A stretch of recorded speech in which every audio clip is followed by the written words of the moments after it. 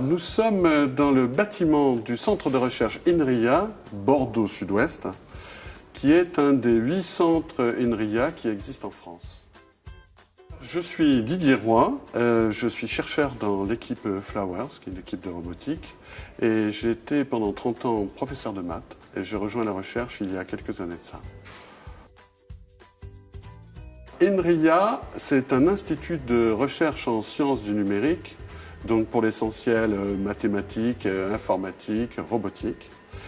Et ça va toucher tous les domaines, l'industrie, la santé, l'éducation, etc.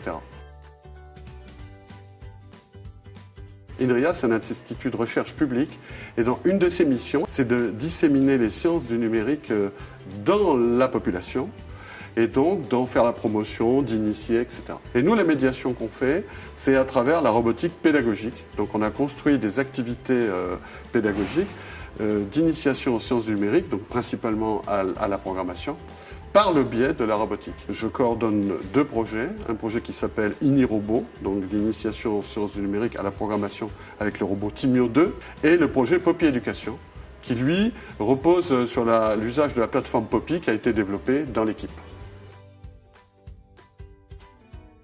Le robot, il va proposer, lui, un micro-monde d'apprentissage à la frontière entre le monde numérique et le monde physique.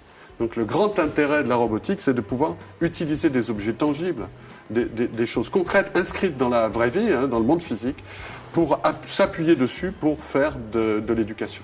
Et par exemple, parce qu'il y a un côté très rassurant dans le robot, on veut qu'il aille tout droit, il ne va pas tout droit, c'est pas grave, on va rectifier, on va le programmer autrement. Et par ce biais-là, on redonne à l'erreur le statut qu'elle devrait toujours avoir, c'est-à-dire une étape dans l'apprentissage, et voire une étape indispensable dans l'apprentissage.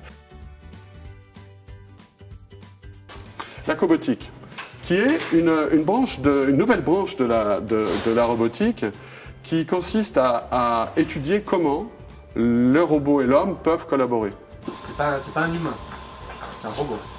Et un robot, ça se programme. Et donc le robot, il fait toujours ce qu'on lui a dit de faire via du code. Donc l'humain s'installe et le robot va pouvoir lui passer des pièces, etc., de façon à ne jamais blesser l'humain, à être le plus efficace possible et à faire en sorte que l'humain se trouve dans une situation la plus confortable possible. Alors ça, c'est de la recherche, mais c'est une tendance forte dans les usines, etc., où on va avoir un robot respectueux de l'humain, donc qui peut intervenir dans l'environnement de l'humain.